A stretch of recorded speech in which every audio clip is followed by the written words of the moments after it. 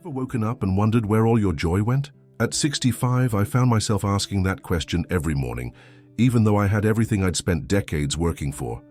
If you're over 60 and feeling like happiness has become more elusive, with each passing year, this video is for you. Today I'm sharing the 7 silent happiness thieves that sneak into our lives after 60, stealing our joy when we're not looking. But more importantly, I'll show you exactly how to reclaim that happiness, because contrary to what society tells us, your best, most joyful years can absolutely be ahead of you.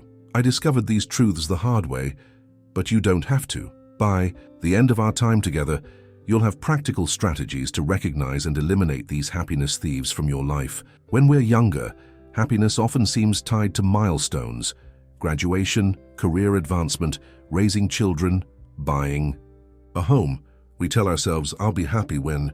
But after 60, those major milestones are largely behind us, and society doesn't offer us a clear roadmap for finding joy in this new chapter. I remember sitting on my porch on my 60th birthday, surrounded by my loving family, with good health and financial security, everything I'd worked for, yet feeling a strange emptiness I couldn't explain. At first I blamed myself. Was I ungrateful, selfish, impossible to please? What I eventually discovered was that specific forces were working against my happiness, forces that particularly target us in our 60s and beyond. The good news, once I identified these happiness thieves, I could actually do something about them. This isn't about positive thinking platitudes or being told to just be grateful.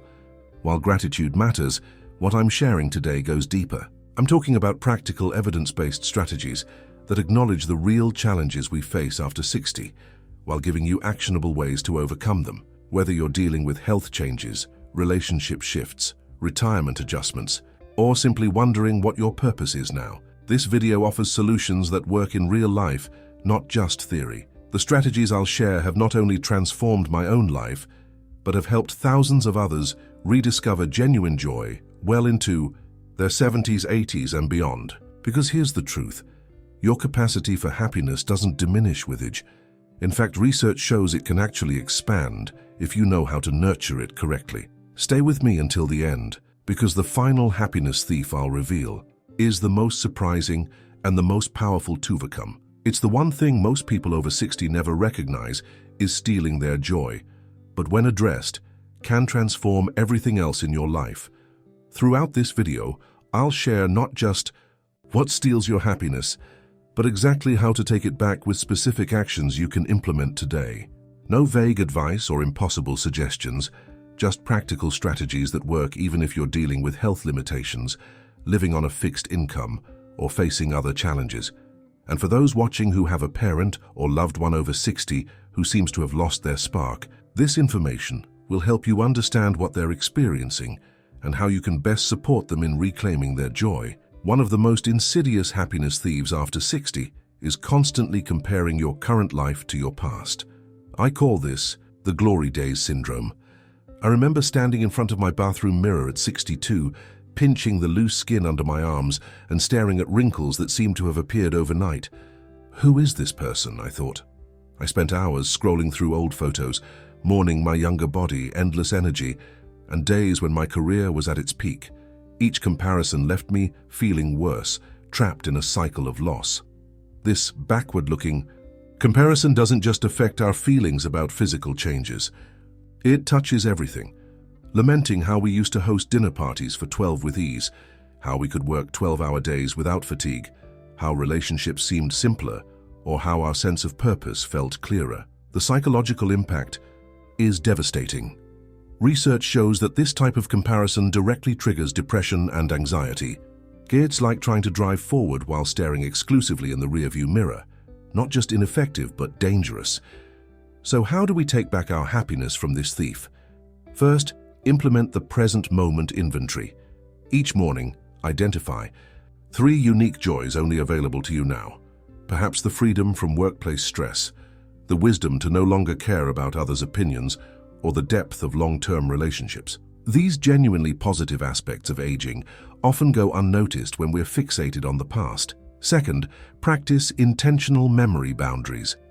When you catch yourself in unhelpful comparison, gently say, "That was then, this is now," and redirect to a present moment activity. Ask yourself, how much of my unhappiness comes from measuring today against yesterday, instead of appreciating the unique gifts available only in this season of life? The second happiness thief strikes silently as our social circles naturally contract. After 60, friends move away to be closer to grandchildren. Some face health challenges that limit their mobility. Others pass away.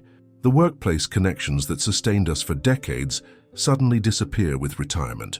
This happened to me during my second year of retirement. I realized I'd gone 3 days without speaking to another human being. My social muscles were atrophying, and I felt myself becoming more hesitant in conversations, more anxious about reaching out. The research is clear.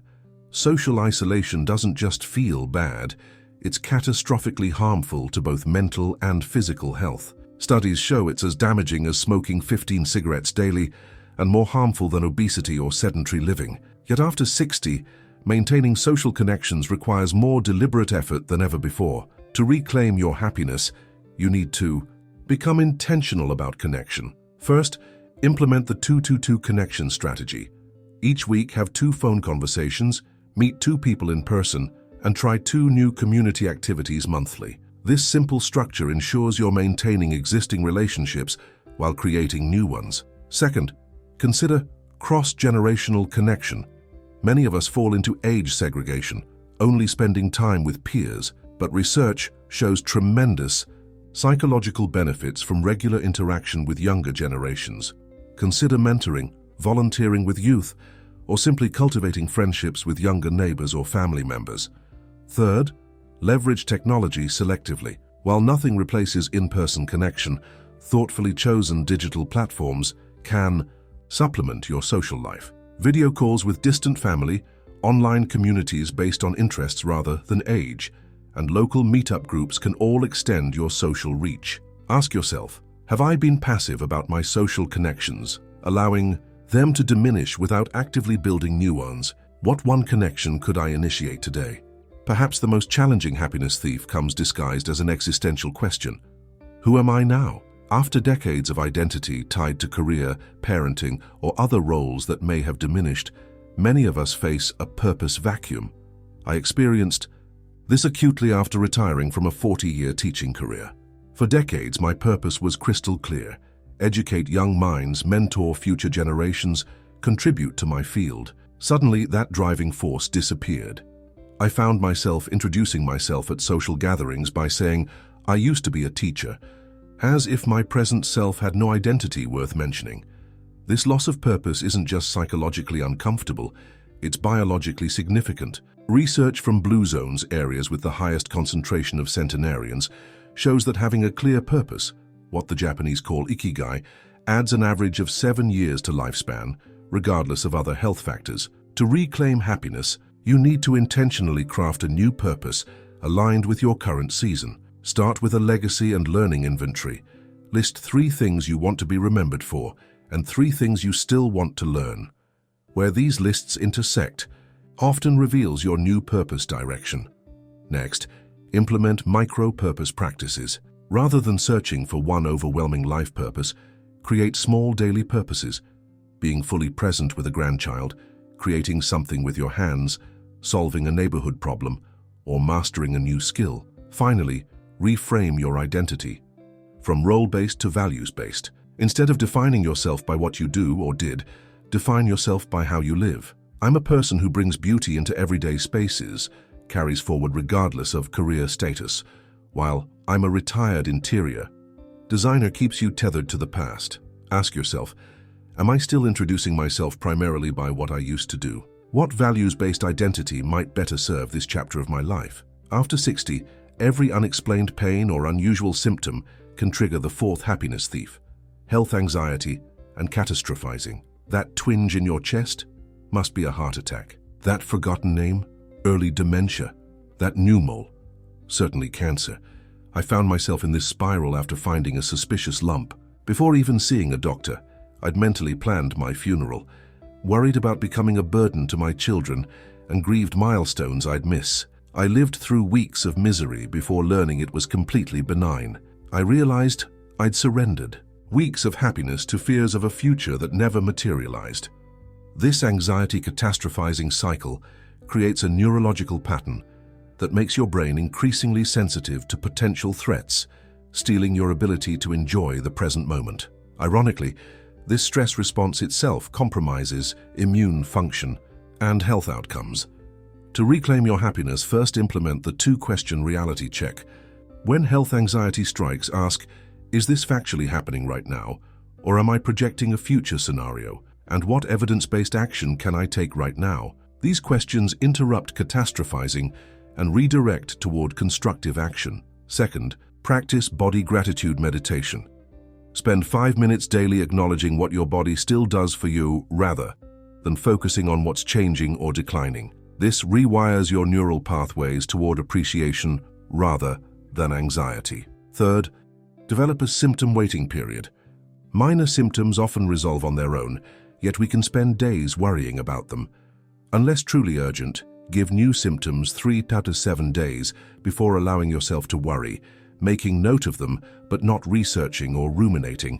Ask yourself, how much present happiness am I sacrificing to anxiety about health scenarios that may never happen? How might I honor my health concerns while not allowing them to dominate my emotional landscape? The fifth happiness thief operates in the background of many lives after 60, financial insecurity and the scarcity mindset it creates. Even those with adequate resources often find themselves haunted by questions. Will I outlive my money? What if there's a medical emergency? How can I enjoy anything when the future is so uncertain? At 63, I caught myself refusing simple pleasures, coffee with friends, a new book, despite having financial stability, because decades of saving for retirement had programmed me with a scarcity mindset I couldn't shake. Every purchase triggered anxiety rather than joy. This financial anxiety creates a psychological state where happiness becomes impossible. When your brain is occupied with financial survival, it can't simultaneously experience joy, creativity, or connection, regardless of your actual financial situation. To reclaim your happiness, first separate actual financial reality from financial anxiety through a financial facts versus fears exercise. List your genuine financial facts, actual income, expenses and assets, separately from your financial fears. Often seeing these side by side reveals the gap between reality and catastrophizing. Second, implement joy budgeting.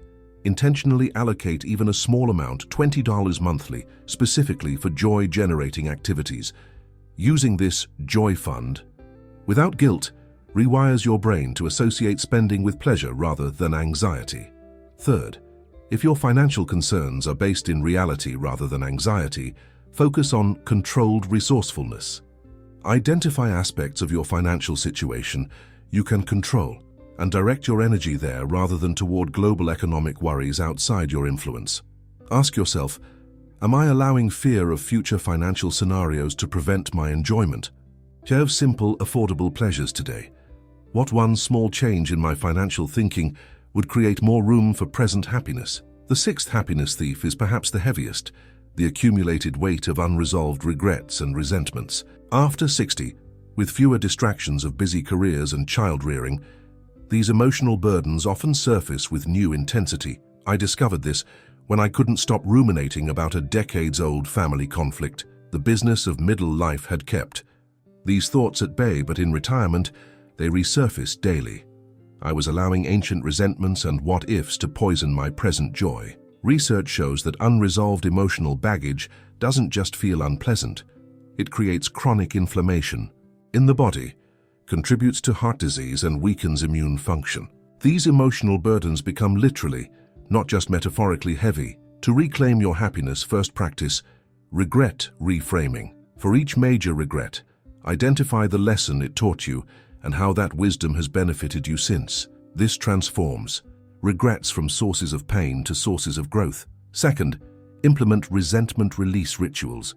These are symbolic actions that acknowledge harm while consciously releasing its hold on you. Write a letter you never send, perform a private ceremony of forgiveness, or simply declare aloud your intention to set down this burden. Third, consider legacy cleansing. resolving old conflicts not because the other person deserves reconciliation, but because you deserve peace. This might involve difficult conversations, written communication, or internal forgiveness.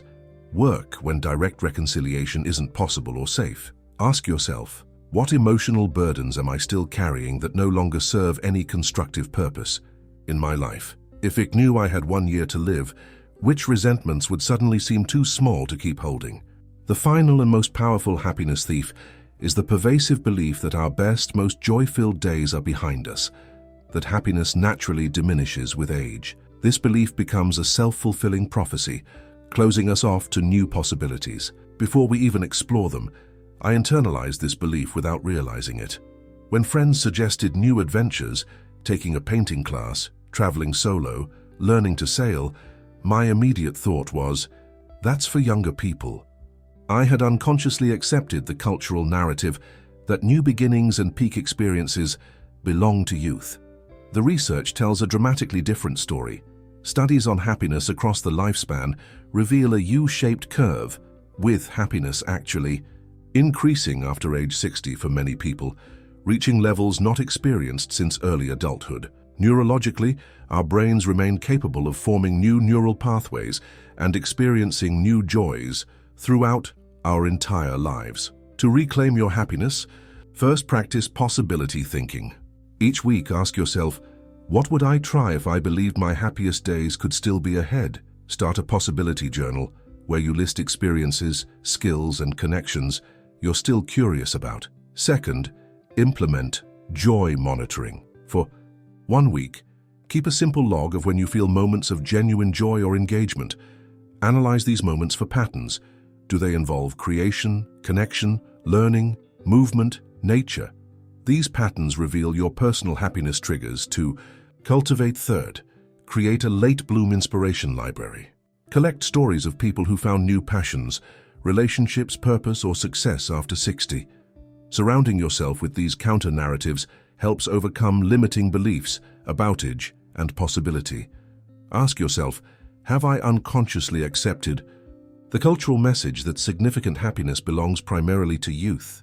What evidence in my own life contradicts this limiting belief? Looking back at these 7 happiness thieves, comparing present to past, social isolation, outdated purpose, health anxiety, financial insecurity, unresolved regrets, and believing happiness is behind you, we can see they share a common thread. Each one steals our joy by disconnecting us from the present moment and its possibilities. The truth is, happiness after 60 isn't about recapturing your past or denying reality. It's about consciously creating a new relationship with the present. It's about recognizing that while certain doors have closed, others have opened that were not available to you in earlier life stages. Remember that happiness in this season requires more intentionality than it did in youth. It won't simply arrive through milestones or external validation. It comes through deliberate choices to focus on what's possible now, to nurture connections that matter, to release what no longer serves you, and to believe in your continuing capacity for joy. Most importantly, understand that your happiness matters not just for your quality of life, but for the legacy you leave. When you demonstrate that joy is possible in this stage of life, you create a powerful example for generations following behind you. By reclaiming your happiness, you change not just your own story, but potentially the story others will tell themselves about aging. If this video resonated with you, I'd love to hear which happiness thief has affected you most and what strategy you plan to try first. Share your thoughts in the comments below. Your experience might be exactly what another viewer needs to hear. For more content on creating your most vibrant life after 60, hit the subscribe button and the notification bell. We release new videos every Wednesday with practical strategies for health, relationships, purpose, and joy in this extraordinary season of life. If you found value in today's message, please help us reach others by giving this video a thumbs up and sharing it with someone you care about who might be struggling to find their happiness again. Thank you for spending this time with me today. Remember, your capacity for joy doesn't diminish with age. It just takes new paths to express itself. I'll see you in the next video.